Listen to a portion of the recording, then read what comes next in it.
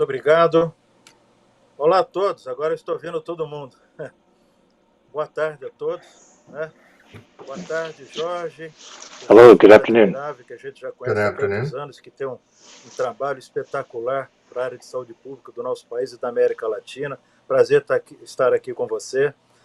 Boa tarde, Rogério Scarabel, a gente já se conhece bastante, é o nosso presidente da Agência Nacional de Saúde Suplementar, que vem fazendo um trabalho de fôlego também na agência, que também não é algo que é tão fácil, né? E os nossos convidados aqui internacionais, né? O Greg Ceppetelli, yes, que já foi anunciado aí, mas ele é diretor executivo do Escritório Internacional de Colaboração do Colégio Real, né, de Médicos e Cirurgiões, e o Dom Husereau, que é o professor adjunto da Universidade de Ottawa. Nós vamos falar sobre o Canadá. Né? Eu já tive a oportunidade de estar lá, de visitar o sistema e de conhecê-lo, né? E tenho certeza absoluta que a gente vai ter aqui uma jornada muito interessante de conhecimento. Tudo que nós fazemos aqui dentro desse nosso FIS, né, desse Fórum Nosso de Inovação em Saúde, é visando sempre o nosso país, o Brasil.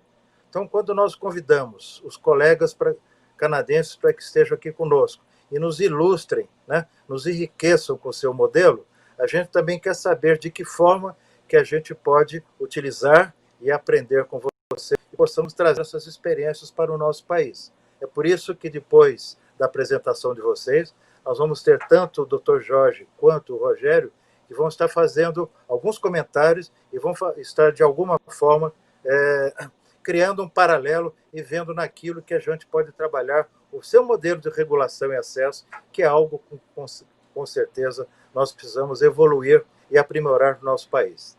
Então, se estiver bem para vocês, a gente pode começar, né? Quem que vai começar, o Greg ou o Dom?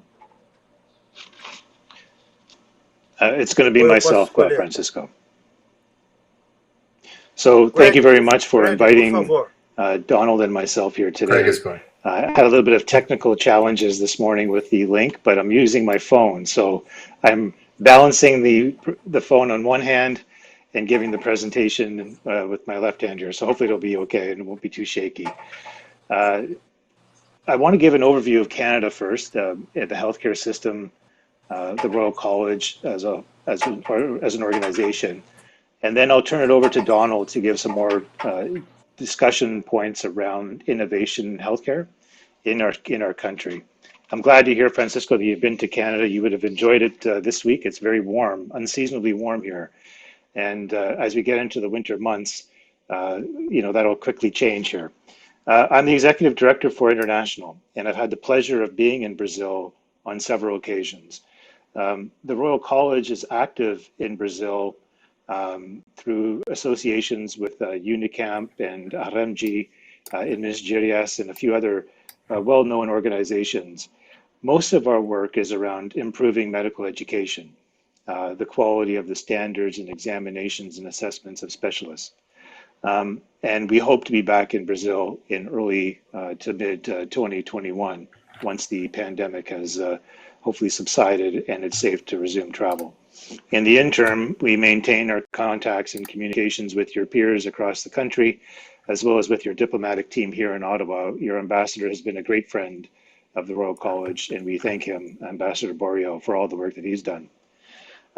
So my presentation, I have a slide deck, and I'm not sure if it's being advanced on another screen, but I'll walk through some of the content that I put together. So Canada is a very, very large country. As you can imagine, the size of it geographically, it's a very diverse country from coast to coast to coast. There's 10 provinces, 3 territories, roughly 38 million or so in population, a small city compared to some of of your population, but our country is very spread out. Most of the country lives within 100 kilometers of the US-Canadian border, and most of the population lives within 2 provinces, Quebec and Ontario. Roughly, 60% of the population lives in those 2 provinces. We're largely an urban population. with over 80% of our population choosing to live in cities compared to the rural populations or remote regions of the country. Lots of nature between populations here in Canada because it's such a huge country. And that poses some challenges for healthcare delivery in some regions, quality of healthcare, delivery of healthcare, access. We're not immune to those types of challenges. When you look at the Royal College, so the Royal College has been in existence for about 100 years. We were created by a special act of Parliament. I would say, we are definitely an arm's length away from the government. We don't receive government funding. We're not directed by the government in our policies and our mandate or actions. Our number one job at the Royal College is to certify all of the specialists, with the exception of family medicine, before they could practice in Canada. So we regulate the curriculum through the 17 faculties of medicine across the country. So there's a high quality consistency from coast to coast from those faculties of medicine. We also develop and deliver the specialty exams and the subspecialty exams. Those exams, if successful, allows the physician specialist to practice in Canada. Without that Royal College designation, it's difficult for them to practice their specialty in our country. Of course, they have to have the provincial licensing and certified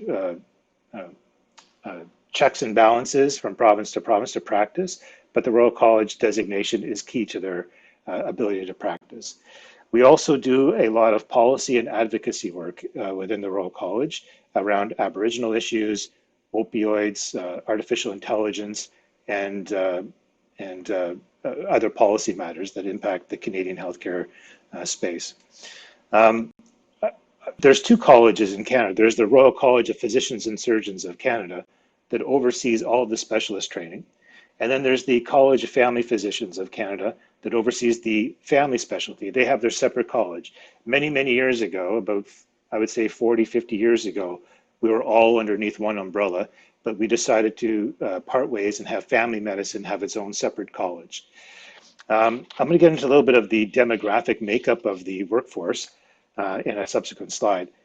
But again, our reason for being is really to ensure that quality of education from coast to coast, to ensure that the specialists are well positioned to deliver the best quality care to Canadian citizens. However, we have a very strong international slant as well. Our strategic plan, which is wrapping up in April of 2021, had international engagement as a cornerstone of our mission. We engage international partners in very select countries, and we have about 35 different national partners, international partners that we work with in Latin America, the Middle East, Southeast Asia, and abroad elsewhere, in areas of mutual collaborative benefit, I would say, in that being the number one goal being to improve postgraduate medical education and lifelong learning. And we want to be perceived as the global leader in specialty medical education and care. That's our current vision. And we live that every day through our day-to-day activities here domestically, but also pursue that in our international endeavors. If I can get the next slide, I think we're going to be talking about our healthcare system at a glance. It's a bit of an overview slide. The Canadian healthcare system on the next slide, it states that we are a publicly funded system. The government funds the healthcare system in Canada, but it's delivered through private means, physicians and hospitals. The majority of all of the medical procedures that happen in the country are approved and are funded through these provincial and territorial government funding programs. Now, of course, the Canadians pay into these programs through their taxation policies and regulations, but the government does administer the healthcare through that system of public advocacy, public oversight. It's a constitutional responsibility, essentially, of the provinces and the territories to provide healthcare to all of their citizens. So no citizen should be left behind when it comes to healthcare, much like other, different from other jurisdictions like the United States, where you may not have healthcare coverage. In Canada, everybody should have equal access to healthcare and equal quality of healthcare. And that's an underlying, cornerstone of our healthcare system. The federal government certainly assists in the financing of these, of the system, the healthcare system in Canada. And, it has taken specific interest in specific special groups that have special needs, like the veterans, like Indigenous populations. We have, some very significant healthcare challenges and inequalities that we're trying to remedy in Canada in our Indigenous population communities. And, Canada is trying to resolve those challenges. Same with our veterans. We have special systems in place to provide healthcare for our veterans who are served in the military. But by and large, all of the members of the public's community in Canada have access to good quality healthcare. You may have to wait. There are wait lists that are challenging to many of the Canadians who are seeking healthcare. But at the end of the day, when you do get healthcare, it is of high quality and high dependability and a high level of trust and confidence in it. Next slide, please. I think the next slide will actually speak to some of the foundational, I call them cornerstone topics or items that really guide our healthcare policy. What I really want to touch upon, again, is the equality, accessibility, and the portability and the universality of our healthcare. So whether you are in the East Coast, West Coast, or Northern or Southern regions of Canada, you should be able to get treatment for any condition that you may have at a time when you need it, and certainly at a quality that you expect. And that's really an underlying, philosophy for Canada, is that healthcare is a human right, and that we should be ensuring that all of our citizens have access to that basic human fundamental right, which is not always the case in many of the countries that we work in and engage in. There are some healthcare quality and accessibility disparities that we see, and it's a shame. From a demographic point of view, the next slide will get into a little bit of our the makeup of our healthcare system on the medical side. I didn't talk about nursing or allied health in these slides, but from a medical point of view, there's roughly 50,000 specialists outside of family medicine. So orthopedic surgeons, oncologists, pediatricians, and they comprise about 50,000 clinicians across the country. An equal number have taken the specialty of family medicine and established practices across the country. So there's roughly 50,000 family physicians across the country. And, when you get into, the gender balances or those that have taken their studies in Canada versus international, you'll see some additional statistics on this page. We have a very diverse healthcare field, I think, in terms of training. When you look at family medicine and the medical specialties, it's 25 to 30% of our specialists have trained outside of the country. The United States probably being the most dominant, followed by some of our European countries. In Canada, on the other side of that coin, we bring in a lot of foreign resident trainees into Canada to conduct their specialty training. I believe it's roughly 2,000, 2,500 international resident trainees come into Canada to study those specialties here within our faculties of medicine. The vast majority of which go back home at the end of their training cycles. It's well into the high 90 percentiles that return back to their home countries to continue their practice. But that gives you a bit of an overview of the spread of the specialties in family medicine, the gender diversification, and the international mix of our training here in Canada, this slide. When it comes to spending in Canada, it is not obviously a cheap system. The spending in healthcare on a per capita basis has been increasing rather steadily. It does comprise almost 11% of our gross domestic product. And most of that money, 75% of it, is funded through the public sector, the government bodies that we mentioned, the territories and the provinces. So the total dollar spend in 2015, and these are old numbers, is roughly $220 billion on healthcare spending a year for our citizens. And again, we have a population of around 38 million. So, there is a significant amount of money being invested in healthcare. I would say that I heard a statistic just recently that most of our hospitals are operating at about 110% capacity, so they're already stretched thin. We have an aging population, like most North American countries and Western European countries. There's an aging population. There's a need for long-term care solutions to take some of the pressure off of our healthcare system. So these are some additional challenges that we are trying to solve through some of the innovation means that might be discussed in the next slides. But it is a huge issue in Canada, this aging population, the increasing fiscal requirement to support the healthcare system. The demands are certainly outpacing the supply. The next slide, if you will. This might be where I'm going to turn the presentation over to Professor Husereau from the University of Ottawa, and Donald will walk you through some of the technology innovation side of the healthcare space and how that gets integrated into the healthcare system and the policies around that and the regulations. Donald? Okay, thanks, Craig. And I hope you can hear me well. We can go to the next slide. Although I can't see the next slide now.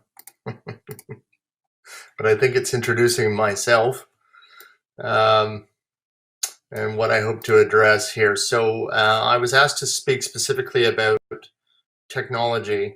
How do we regulate access to new medical technologies, particularly technologies that are needed for routine care? I've also been asked to address how we guarantee access to new technologies, and I was given the mandate of speaking about diagnostics and therapeutics, and also issues that might remain in Canada in regards to technology management. So I can speak about those things. Next slide. So I stole this just from Craig, but it's to reinforce the idea that Canada is a federated healthcare system. Which means, as he mentioned already, all of these provinces are agreeing to use, to deliver healthcare according to the principles laid out in the Federal Health Act, and which means that each province has to decide structurally how they're going to organize themselves so they can meet those mandates. Most provinces have chosen very similar approaches, but there are differences, notable differences between provinces. And I can speak a little bit further about that. So the next. So just to make sure it's clear, Craig mentioned that services are paid for by provincial and territorial governments. However, these healthcare services in that federal mandate are hospitals and physician services. And that leaves a lot of other types of medical services kind of off the table. And so provinces have chosen different approaches of how to deal with this. For example, public insurance, community-based drug insurance is not a part of the federal mandate.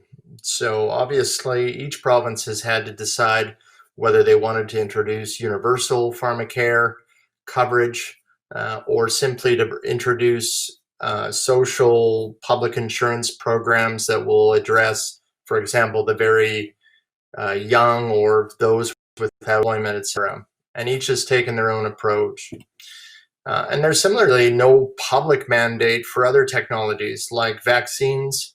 We have a federal public health agency, and each of the provinces have their own public health offices, and they decide on their own vaccine schedules, although very highly coordinated centrally through a national body. Quebec has its own distribution system for certain types of things. Similarly, something like a point of care device, which might appear in a doctor's office, or any other technology that exists outside of a hospital, it does not fall under this federal mandate. So it becomes a different approach depending on the province. And I'll go to the next slide. I mean, what all of this means is that it's actually a fairly complicated system in a way. We do have a federal regulator who decides what medical devices and new technologies are allowed in to the country, can be marketed, but then each provincial ministry has to take its own approach. The provinces may have a health technology assessment body that helps inform decisions, but the majority of technologies are actually used in hospitals. And in those cases, the hospitals, or sometimes a regional health authority of a number of hospitals, have to make those decisions independently. They are provided a finance envelope. And if we go to the next slide, I can explain how technology then is regulated through financing. So in the case of hospitals, all provinces have basically taken the approach that hospitals, which are private, not-for-profit institutions, are provided a budget envelope, a set amount of funding based on their historical performance, their catchment area, what types of patients they're serving. And basically, there is a funding formula that simply accounts for the service that they're providing from year to year. There are no special funds given for technology, so essentially hospitals are left to their own decisions about what technologies they want to introduce and how to introduce them. And you can imagine this type of budget envelope arrangement greatly constrains their ability to adopt very expensive technology. You have to remember as well that technology, medical devices, are simply a portion of the costs associated with technology. When we introduce a new technology, almost in all cases, we introduce the need for more human resources to service the technology, operational costs. Technology is one of the greatest contributors to expenditure growth, and yet in Canada, we're not monitoring its overarching impact. So any hospital that has to make decisions about whether to introduce a new procedure or a new device like a portable ultrasound in an emergency department has to decide whether it actually can also support the operationalizing of that technology.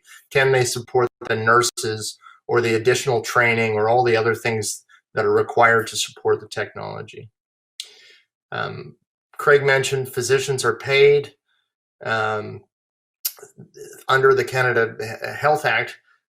So in each province, there's a physician schedule of services, and that means that physicians act as free agents working within hospitals who are paid for their service, but the fee that's used to pay their service, for example, if they're doing a radiological procedure, is not a fee to cover the consumables of the technology. The hospital must cover that through their envelope budget. The hospitals also have to pay for expensive capital equipment, and as you can imagine, given their existing budgets, they either have to do that through private fundraising to help supplement their budget, or they have to take opportunities from, for example, a provincial special program. And there are some technologies they're simply just not allowed to build without permission or without seeking approval from a provincial authority. Well, you can't simply just buy a proton beam therapy device, which is a $10 million capital equipment expenditure, without checking in with the province and accessing that through a special program. And unlike the US and some other countries, we don't have specific codes related to procedures and technologies such as DRG codes. So if a new technology comes in, it's not the hospital that has to create a new DRG code. The hospital just has to decide if they can fund the technology particularly the operational expenses of the technology, given their current budget envelope. And this is where most technology occurs. And so you can imagine that given the funding formula and given how technology contributes to expenditure growth, this minimizes the introduction or adoption of new technologies into hospitals. Now, what about technologies outside of hospitals? Well, physicians are free to, use or purchase new technology, for example, a point of care device, but they're not provided any special funds for that. So they have to take money from their own fees to cover any kind of procedural costs, etc. Or if it's not considered a medically necessary service, they can use a technology and they can pass on the cost to the patient. But of course, most physicians are not necessarily interested in doing this. There are also other technologies, obviously, that are used to support community-based physicians, like laboratory services, and typically these are covered through special programs. So in most provinces, community-based laboratory services are covered through a specialized program. It's not mandated under the federal Canada Health Act.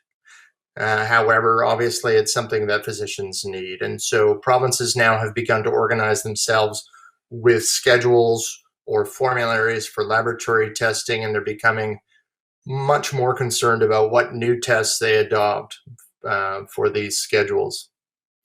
So again, if a physician wants a certain type of test done, if it's a highly specialized test like a genetic test, there will be a specialty program that is considering the use and adoption of these tests. Typically, a highly specialized genetic test would be done through a hospital. Finally, there are other technologies, obviously, that are used to support physicians, like community-based drugs or a dialysis program.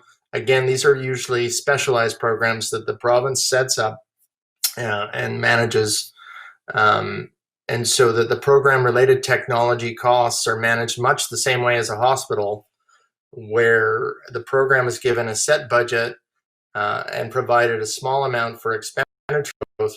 But that doesn't mean that, for example, a dialysis program can just go crazy and buy 100 home-based dialysis units whenever they want. They're working under a socialized budget.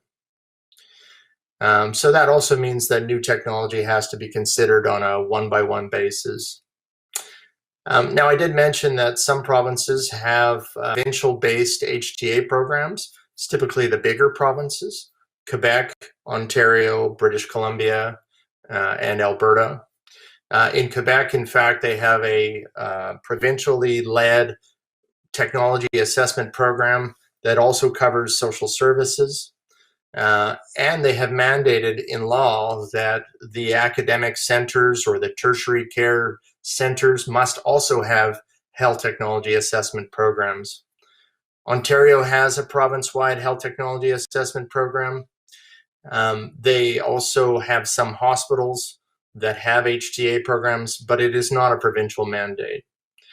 And Alberta and BC to some extent have also health technology assessment programs, usually used to inform large technology decisions, like, for example, the use of a new and expensive application for PET scanning, for example. Other provinces that don't have HTA rely on our national HTA program. We have a CADTH, National Technology Assessment Program, which is the Canadian Agency for Drugs and Technologies in Health, and they'll provide information and advice to their provincial funders. However, any advice they provide is not necessarily binding advice, and clearly hospitals are private, not-for-profit entities, and they can do what they wish. So they're not mandated by either a provincial or a national technology assessment program. However, they can be enabled by it. If a province decides that it's something that they're willing to fund, it becomes easier for them to adopt because there might be a funding mechanism built in. So I'll go to the next slide and just talk briefly about challenges. So from my last point, we do have technology assessment, and you'll recall that, for example, in PAHO, technology assessment is something that has been ratified as something that Latin American countries need to adopt. I know we have somebody who can speak about this further. So despite having these technology assessment programs, they have very little impact on the flow of technology. Technology and the adoption technology is much more easily managed just simply by using finance mechanisms and the structure of financing. Hospitals are incented to fund medically necessary services. And we do see some hospitals that will adopt technology more so than maybe makes sense from a funding standpoint, but they usually do this because they want to become leaders in either research or in that technology. For example, we have a hospital in Ontario that adopted 5 robotic surgery units. But they simply wanted to be the hospital that is the leader in Canada, if not North America, in robotic surgery. So technology decisions are made by administrations in hospitals who have to consider budgets and opportunity cost from technology. And technology availability is also greatly influenced by how the purchasing power of a hospital. Many hospitals get together and they're able to buy consumables or technologies through group purchasing arrangements. So we see technology also enter or facilitated by these tendering arrangements that drives costs down quite a bit. And we also see technology adopted and facilitated by research programs. So I mentioned the robotic surgery, but in testing, this is very common, where an expensive genetic test will often be developed and even delivered through the context of a research program. So I'll stop there because I think we're meant to take questions. Thank you.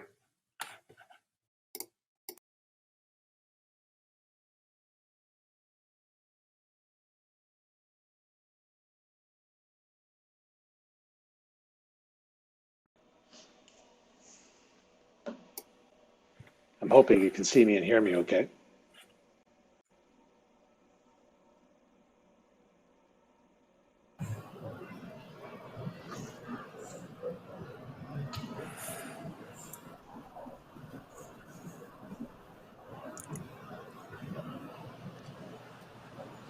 Tem razão, vocês mandaram desligar o telefone, desligar o microfone, eu desliguei, agora desligar. É isso mesmo, né? Ou seja, não incorporei adequadamente a tecnologia aí, né? Mas então foi muito boa a apresentação que vocês fizeram. Quero dizer que ela foi assim um guideline, né, para aquilo que vocês fazem no país de vocês, e que nós de alguma forma vamos agora, né, os nossos 2 especialistas, temos exatamente essa visão de como é que, de que forma acontece aqui, ou de que forma a gente poderia, né, utilizar algo da experiência de vocês para incorporação tecnológica no nosso país. Hoje, até onde eu sei, vai nos colocar um pouco mais daquilo que pode ser feito no setor público, e o Scarabel vai trabalhar um pouco mais com aquilo que a gente tem aqui no setor privado, né? Vamos começar a conversar por você, Jorge, ou pelo Scarabel? Fica à vontade. Jorge, então, como quiser. Jorge, tá bom, ótimo. Tá, muito obrigado, o palco é seu. Isso. Muito obrigado, Francisco, e muito obrigado pelo convite para participar dessa reunião. Eu queria só fazer um pequeno esclarecimento no início, que foi mencionado a Organização Pan-Americana de Saúde, porque eu não estou representando a OPA nesse painel. Viria uma pessoa da Organização Pan-Americana de Saúde, por um problema de agenda, ele teve que cancelar sua participação. Eu não sou da OPA, eu sou pesquisador da FIOCRUZ, então eu estou falando aqui no meu nome próprio, pessoal, porque muitas das minhas visões não necessariamente vão refletir o pensamento da FIOCRUZ e muito menos da OPAS. Mas eu queria colocar, inicialmente, cumprimentar o Craig e o Tom pela brilhante exposição, pela magnífica visão do sistema de saúde e da incorporação de tecnologia no Canadá, e que nos iniciam colocando os problemas de território que eles têm, que também é população e territorialidade, que são complexos, e que nós aqui também temos problemas complexos desses. A nossa região norte é muito diferente da região sudeste, o centro-oeste, o sul. Então, nós temos no Brasil várias complexidades que precisam ser abordadas quando nós falamos, primeiramente, em acesso à saúde e, evidentemente, acesso à tecnologia. O papel do Royal College, que Greg nos traz, é estratégico e fundamental. Não vejo uma estrutura semelhante aqui no Brasil ao que é feito pelo Royal College, né? Mas é um papel estratégico e que não se equipara a nenhuma estrutura nossa aqui. E o sistema de saúde canadense, pelo que nos relataram tanto o Greg como o Donald, diferente do nosso, é o financiamento público de um sistema privado. Enquanto aqui nós temos um financiamento público, um sistema complementar público-privado, em que o sistema privado complementa o sistema público, mas nós temos uma diferença em relação ao Canadá. E em relação à inovação também, na verdade, nós vemos no Canadá uma excelente coordenação federal com uma estrutura muito forte nas províncias, que é um pouco diferente. Nós somos uma república federativa, mas temos um sistema de saúde baseado em 3 níveis, em 3 esferas de governo. A esfera federal, a esfera estadual e a esfera municipal. E aqui nós vemos com o Canadá a importância da regulação federal, que foi muito bem colocada. Mas eu quero, então, trazer algumas questões relacionadas com a regulação do acesso, trazendo a experiência do modelo brasileiro, que é um país de 210 milhões de habitantes, e com um sistema de saúde universal e gratuito. Em primeiro lugar, nós temos que ter premissas e referenciais muito claros para pensar em políticas públicas. De nível global, nós temos que nos espelhar na Agenda 2030, os Objetivos de Desenvolvimento Sustentável, e principalmente na área que nós estamos lidando agora de saúde, e o Objetivo 3, assegurar vidas saudáveis e promover o bem-estar de todos em todas as cidades. E em relação à incorporação de tecnologia e acesso a medicamentos, as metas 3.8 e 3B, que falam em acesso a medicamentos, vacinas e tecnologias, e que falam também em pesquisa e desenvolvimento e a utilização de determinados dispositivos legais, do Acordo TRIPS da Organização Mundial do Comércio, para proteger a saúde pública. E nossas referências nacionais são inquestionáveis. Na minha visão, elas não precisam ser revistas, precisam apenas ser cumpridas na sua integralidade. Nós temos o artigo 196 da nossa Constituição, assegurando saúde como direito de todos e dever do Estado. E nós temos a lei que cria o Sistema Único de Saúde, a Lei 8080, que inclui assistência terapêutica integral, inclusive farmacêutica, nas ações no campo de atuação do Sistema Único de Saúde. E, adicionalmente, o nosso SUS efetivamente implementa a complementariedade entre os sistemas público e privado. Então, essas ações, aliadas ao fortalecimento que nós lutamos em fortalecer, o denominado Complexo Econômico e Industrial da Saúde, são nossos referenciais, que foram reiterados na última Conferência Nacional de Saúde, em 2019, a 16ª Conferência Nacional de Saúde, e que teve uma discussão muito forte relacionada com ciência, tecnologia e assistência farmacêutica. E eu chamo a atenção também para a importância que nós temos em nosso sistema de saúde das estruturas para a incorporação de tecnologias, em especial a Comissão Nacional de Incorporação de Tecnologias no SUS, a CONITEC, e o Sistema de Ética em Pesquisa, CEP-CONEP, Comitê de Ética em Pesquisa e Comitê Nacional de Ética em Pesquisa, que são estruturas muito fortes, de algum tempo, e muito atuantes e muito importantes. Mas eu queria também lembrar que o Brasil já foi referência e modelo para o mundo em várias áreas, inclusive na produção farmoquímica no passado. Nós tivemos aqui no Brasil a Companhia Brasileira de Antibióticos, nós estivemos produzindo antibióticos e exportando antibióticos. Tivemos a Biobras produzindo insulina, também numa estrutura enorme. Nós temos também referência na engenharia reversa para produção de antirretrovirais que não tinham patente vigente.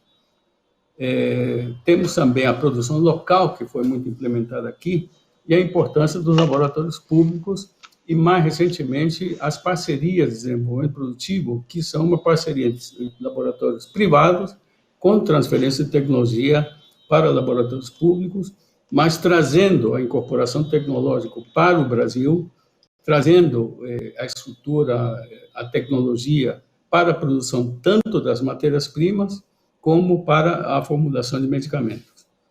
E um exemplo também recente que nós tivemos, recente não, mas foi a licença compulsória em 2007, a única que se fez no Brasil, de um antirretroviral, do efavirenz, e que, ao ser implementada, baixou o preço em cerca de 5 vezes do que era comprado do exterior, com a produção aqui, importação inicialmente da Índia, e a incorporação de tecnologia para nós produzirmos isso aqui no Brasil, que até hoje continua sendo produzido, inclusive na Fundação Oswaldo Cruz. Enfim, então, eu acho que o nosso passado recente é pródigo em realizações, agora, muitas das quais têm sido desmontadas também nos últimos tempos. Nós temos um problema sério aqui, que eu vejo, eu quero colocar isso com toda tranquilidade, a Emenda Constitucional 95, ao congelar o teto de gasto público durante 20 anos, realmente asfixia o setor público. E exemplos de programas que têm caído são farmácia popular, atenção básica, investimentos de ciência e tecnologia, que realmente nos indicam para uma piora da nossa situação e um desmonte de algumas estruturas que foram colocadas. E quando vem a pandemia de coronavírus nos traz uma situação muito mais grave e que aumenta nossas desigualdades sociais no Brasil.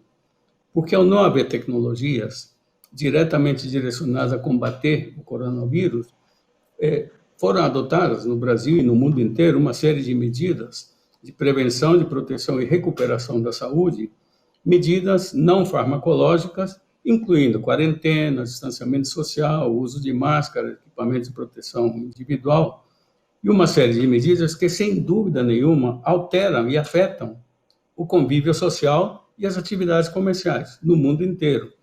Então, essas medidas vulnerabilizam ainda mais as nossas populações de rua, nossos desempregados, subempregados, o comércio informal, e acirram os desníveis que nós temos, não apenas no Brasil, mas na maioria dos nossos países, nós temos desníveis sociais que foram acirrados com a pandemia aqui. Além de saturar nossas redes hospitalares e obrigarem a abertura de hospitais de emergência. Nós temos uma série de cirurgias eletivas que deixaram de ser realizadas por não haver espaço nos hospitais, por causa realmente da necessidade de atender Covid-19. E nós tivemos que ter aumento na nossa capacidade de leitos especializados e que, evidentemente, sobrecarregam o sistema de saúde, tanto público como privado. Então, isso realmente é uma coisa que é muito clara. O setor público foi saturado em muitos lugares, o setor privado também sofreu e teve que se dividir entre área com Covid e área sem Covid, mas realmente saturou nosso sistema de saúde de uma maneira geral, agravado com a pandemia de coronavírus. Agora, eu queria abordar uma questão que eu acho muito importante, que são algumas barreiras que nós temos no acesso das nossas populações a tecnologias médicas. E aí incluo a precificação, e aí eu tenho a diferença entre custo, valor e preço de tecnologias, de medicamentos, de vacinas. Quer dizer, nós não temos uma relação direta entre custo e preço. E nós temos vários exemplos no mundo, em vários países do mundo, mostrando como esse preço cai.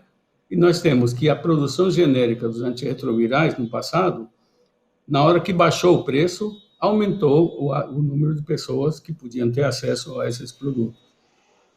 Agora, eu quero ressaltar aqui iniciativas nacionais de vários países, e entre os quais eu queria destacar o Canadá. O Canadá, tanto Greg como Dom, ele não mencionaram o Bill C-13, o Bill C-13, de 25 de março, que foi emendando a lei de patentes do Canadá para permitir que a Comissão de Patentes, por determinação do Ministério da Saúde, possa expedir licenças compulsórias para benefício público. Essa é uma atitude que foi adotada no Canadá e que outros países também fizeram.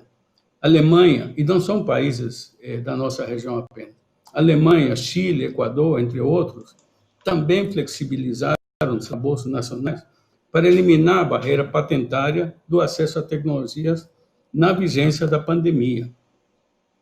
E aqui nós mudamos para o cenário mundial. Nós temos uma série de iniciativas de solidariedade e nós vemos uma disputa aí entre movimentos de solidariedade e também iniciativas unilaterais de muitos países de adquirir produtos e de uma competição de mercado para... Nós estamos vendo isso com vacinas atualmente, mas nós vemos também com qualquer produto que potencialmente possa ser utilizado para a pandemia. Então, nós vemos um movimento recente na Organização Mundial do Comércio que a África do Sul e a Índia, com apoio de Quênia e Suazilândia, propuseram o chamado waiver, uma suspensão temporária da proteção patentária a todas as tecnologias relacionadas com a pandemia. E essa proposta foi apoiada por diversos países, mas também teve oposição de alguns países e ainda está correndo. Vai ter outra reunião no dia 20, se não me engano, e outra em dezembro na Organização Mundial do Comércio, para ver se adota ou não se adota essa proposta desses dois países apoiado por outros países.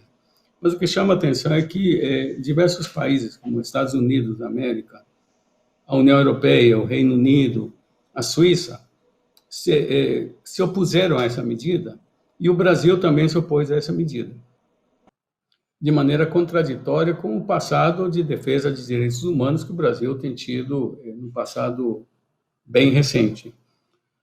Então, isso gerou uma carta da sociedade brasileira, escrita por mais de 60 organizações e mais de 1.000 indivíduos, cientistas, pesquisadores, etc., apoiando essa iniciativa na Organização Mundial do Comércio.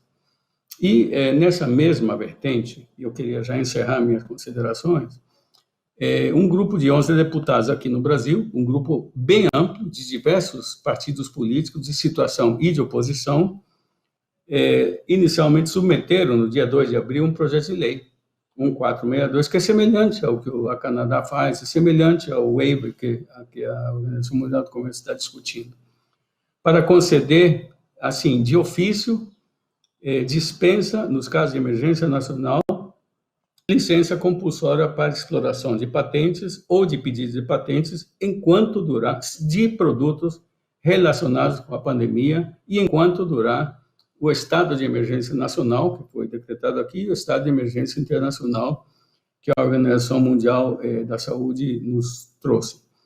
Eu queria só fechar com um dado que é muito claro para justificar por que está sendo pleiteado isso aqui no Brasil e lá fora também.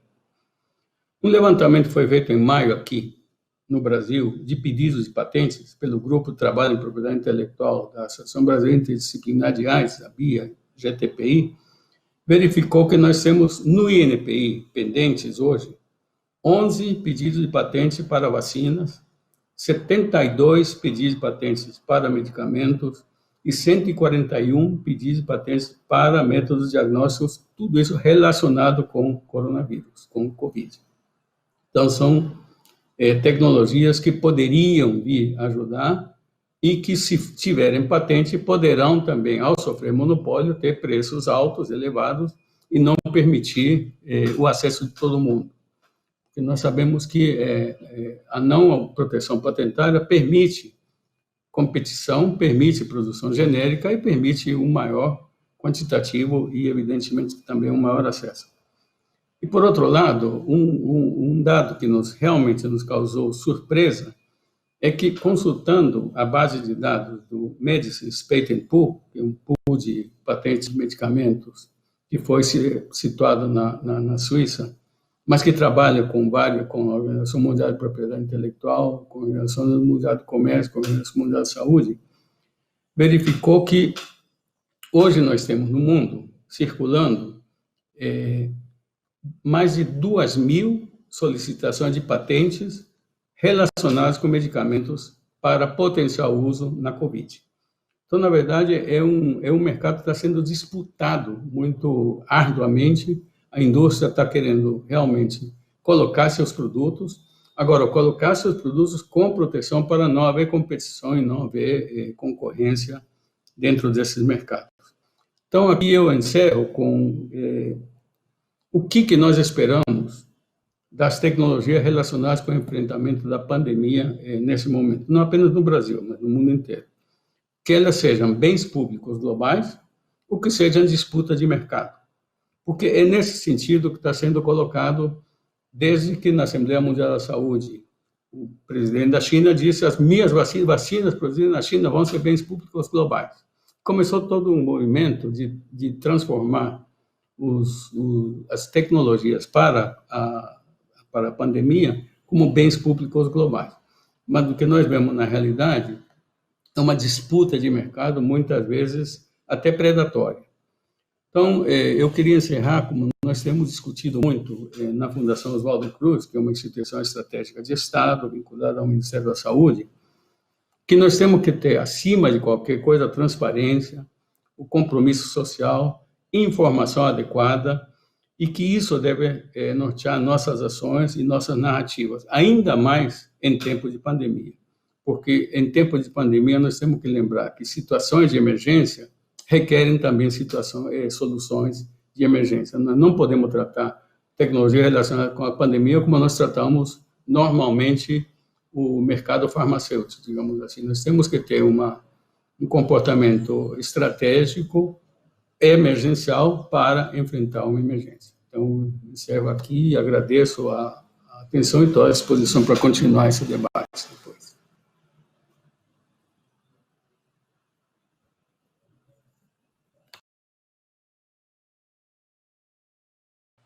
De novo, né? Olha, Jorge, eu estou até sem fôlego aqui, viu? Você realmente nos deu uma belíssima aula e uma visão bem ampla daquilo que a gente tem que analisar e observar. Muito obrigado, viu? Quase que um MBA. Obrigado, viu? Vamos agora aqui ao Rogério Scarabel. Por favor, Rogério, vamos ver como é que o setor privado e vocês na agência conseguem trabalhar com esses aspectos todos. Por favor, o palco é seu. Olá, obrigado. Uma boa tarde a todos. Inicialmente, cumprimentar e agradecer a gentileza do convite.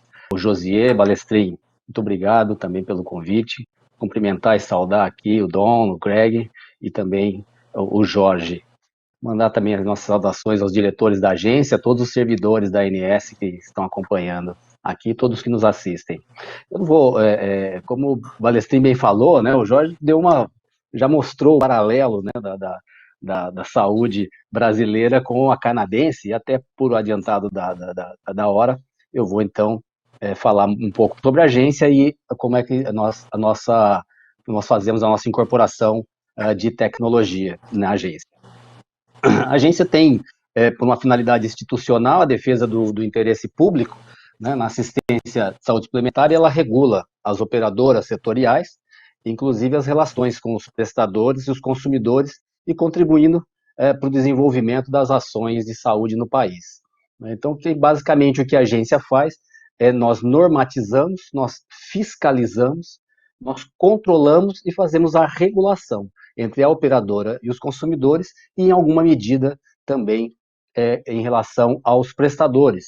Isso garantindo solvência, garantindo informações estruturadas para a sociedade e também para a tomada de decisão dentro da agência, para que seja ofertado produtos adequados, que haja uma entrega, uma prestação daquilo que foi contratualizado, de uma assistência adequada em um tempo oportuno e várias campanhas de informação para que seja diminuída a assimetria de informação e que o consumidor esteja e seja cada vez mais consciente, né? Então, essa é o nosso objetivo, nossa política regulatória, um acesso oportuno, uma qualidade assistencial e também a sustentabilidade do setor, levando para o beneficiário as incorporações e os procedimentos, os processos que realmente importam para o paciente a um custo adequado para se entregar esse resultado. A saúde suplementar no Brasil, ela tem uma característica bastante complexa, né? Nós temos tipos de contratação de plano de saúde, que eles podem ser individual, o próprio indivíduo pode fazer sua contratação diretamente ou familiar. Tem os coletivos por adesão, os coletivos empresariais, por várias segmentações, segmentação hospitalar, segmentação ambulatorial, hospitalar e ambulatorial, com e sem obstetrícia, e também exclusivamente odontológicas. Tem uma abrangência nacional, estadual, pode ser municipal, pode ser um grupo de estados, pode ser um grupo de municípios também, além dos prestadores, né, que pode ter a contratualização, pode ser prestado o atendimento aos beneficiários por rede própria, por uma rede credenciada, por uma rede referenciada, e ainda pode ter coparticipação, sem coparticipação, franquia, né, podendo ser operado por autogestões, por empresas seguradoras, por medicinas de grupo, por filantrópicas, por cooperativas médicas, cooperativas odontológicas e até mesmo e também odontologia de grupo. Então, uma característica, um setor bastante complexo, um setor bastante robusto. Atualmente, nós estamos com 47.118.000 vidas, então nós já conseguimos reverter aquela curva descendente que existia agora no momento da pandemia, e já estamos com um número de vidas semelhante a 2019, né? Quando tinha maior até do que 2019, e as operadoras, nós temos 713 operadoras nesse mercado de assistência médica e 366 operadoras ativas com beneficiários na assistência odontológica.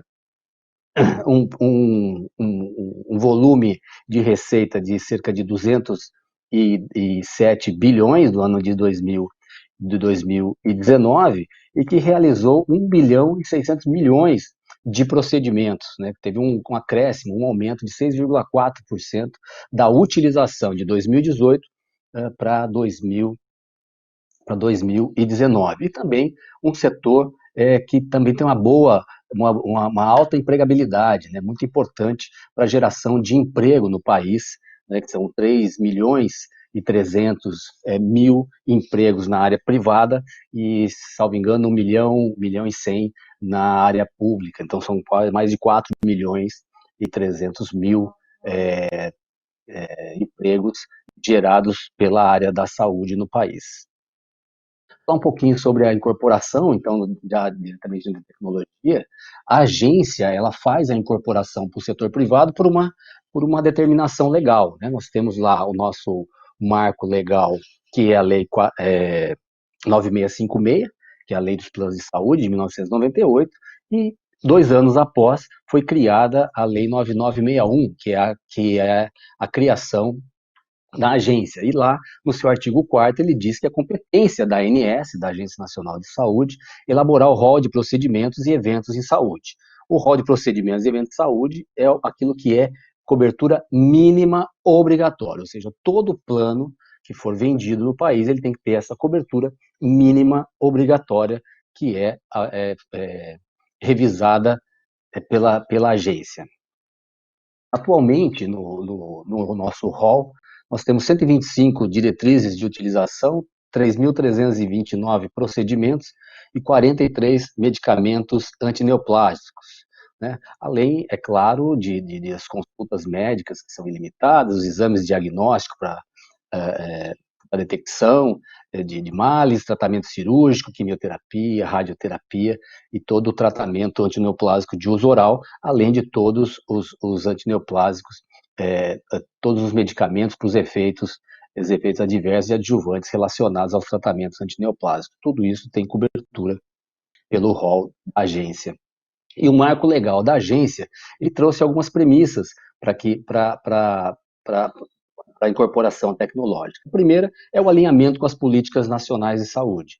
né? Então, quando foi feito a normativa 439 de 2018, né, todos os seus requisitos eles estão alinhados com os requisitos da Conitec, né, com as mesmas bases, as mesmas diretrizes, né, a defesa do interesse público na saúde suplementar, a defesa nas ações de promoção em saúde, a prevenção das doenças e na assistência por meio de um processo que fosse qualificado e adequado às necessidades da saúde para atualização do rol de procedimento.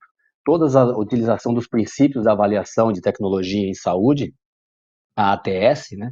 A utilização de critérios racionais em dados econômicos, parâmetros de eficácia, de efetividade, de acurácia, de eficiência e segurança para análise das tecnologias que foram submetidas para análise da agência, além da utilização dos princípios de saúde baseada em evidência e a relevância tecnológica para o setor de saúde. Então, o rol de procedimento e eventos em saúde é atualizado a cada 2 anos. Nós estamos nesse momento na consulta pública e ele tem está previsto dentro do cronograma para entrar em vigor em março de 2021. Nós sofremos um pequeno atraso em razão da pandemia, né? E a cada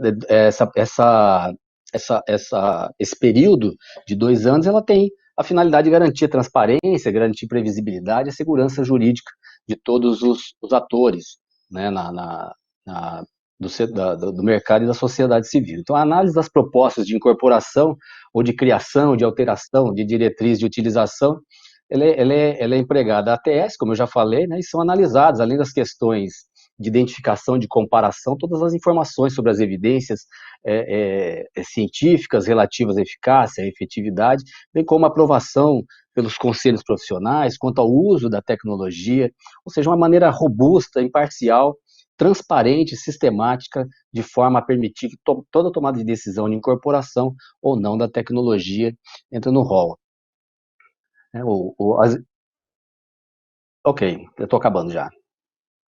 Então, nós temos com esse objetivo que ele atenda às necessidades dos pacientes, que incorpore esses avanços tecnológicos, né, que tragam benefícios à saúde dos beneficiários e também que permita a sustentabilidade do plano. Nós estamos, nesse momento, foram apresentadas 1.137 propostas de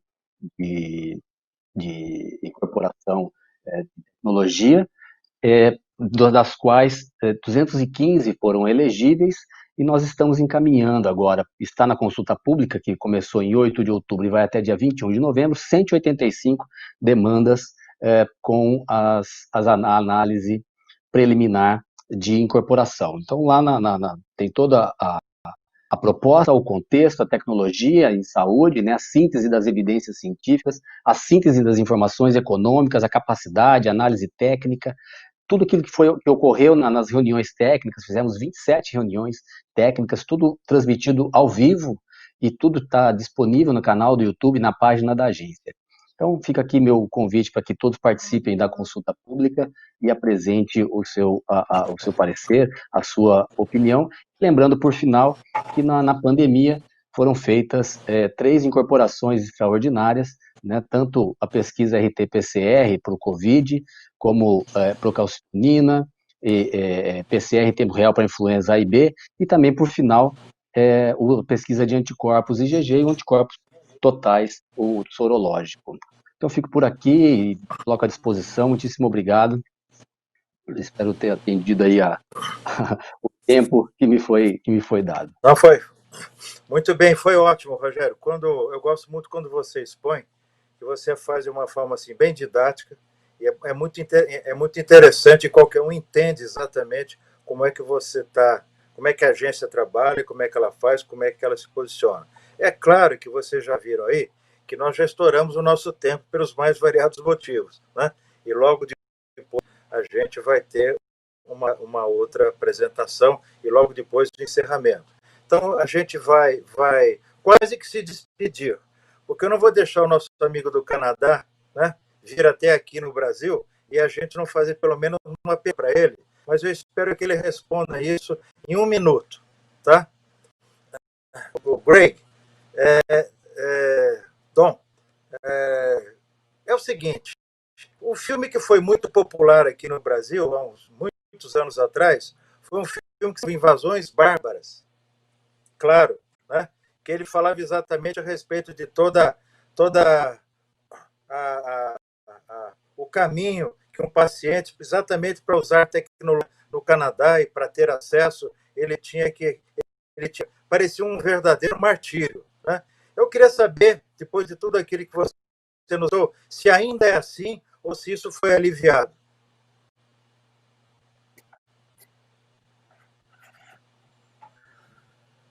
Well, I think it was a movie, so it was meant to be a bit of fiction. But in the province of Quebec, where it was based and where the director was from, Quebec has taken a very socialized medicine approach, very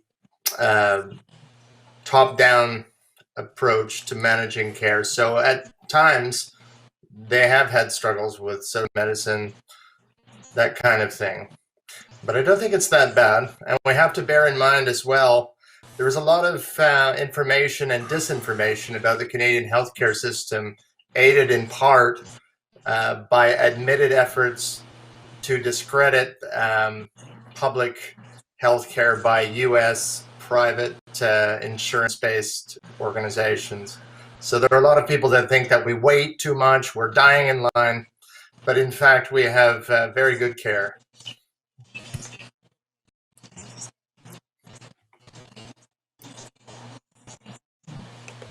Muito bom. Dom, muito obrigado, viu? Jorge, muito obrigado. Rogério, excelente, muito obrigado. E o Greg, que infelizmente deve estar à distância já, fica o nosso momento aqui. A todos aqueles que estiveram com a gente, muito obrigado pela audiência. Gente, até a próxima. Um abraço digital para todos vocês. Tchau. Até. Obrigado pela oportunidade, Balestrin. Obrigado, Greg. Obrigado, Jorge. Até mais. Um abraço.